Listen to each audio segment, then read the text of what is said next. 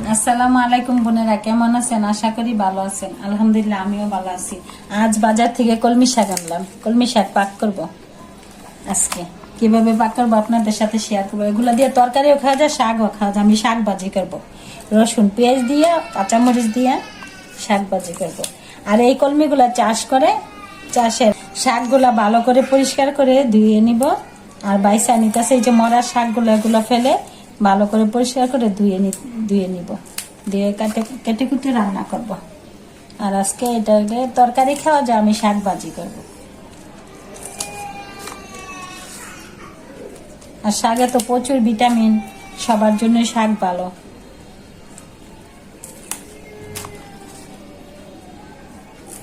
শুধু মাছ মাংস খাইলে তো হয় না, শাক সবজিও প্রতিদিন হালকা পাতলা খাইতে হয়। সবগুলারই শরীরের মধ্যে ভিটামিনের দরকার আছে। আমরা শাক সবজিও খাই, সবকিছুই খাই কম কম, যেদিন আল্লাহ রিজিকে যেটা দেয়।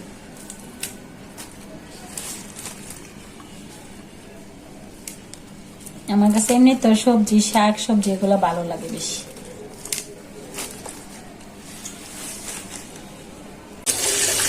কলমি শাকগুলা বাছা হয়ে গেছে, এখন পরিষ্কার করে ধুয়ে নিচ্ছি। ধুয়ে করে কাইতে রান্না করবো। বালি বালি থাকে তো, এগুলো পরিষ্কার করে দিতে হয়। কলমি শাকগুলা বাচ্চা ভালো করে ধুয়ে নিছে, এখানে কুচি করে নিচ্ছে। শাকটা ভাজি করবো তো, কুচি করে নিচ্ছি।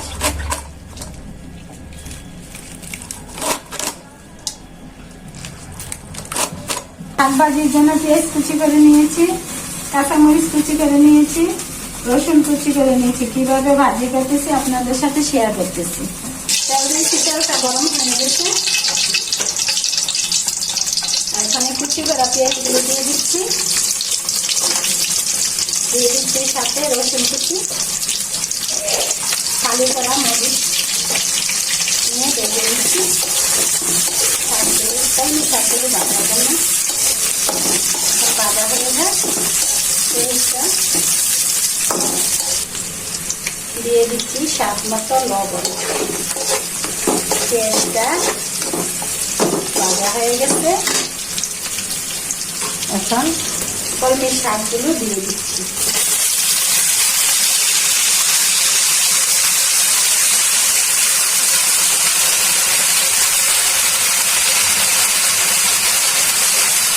দেখা যাচ্ছে মানে অনেকগুলো শাক, কিন্তু রান্না করা অল্প হয়ে যাবে।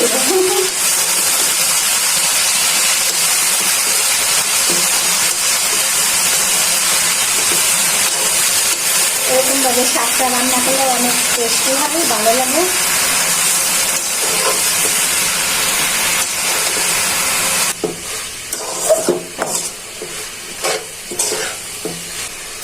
তো বোনেরা, শাকটা হয়ে গেলে দেখেন কি সুন্দর মাশাআল্লাহ সবুজ সবুজ আছে। এরকম ভাবে ভাজি করে খেয়ে দেখবেন, এক প্লেটের জায়গায় 2 প্লেট ভাত খাবেন।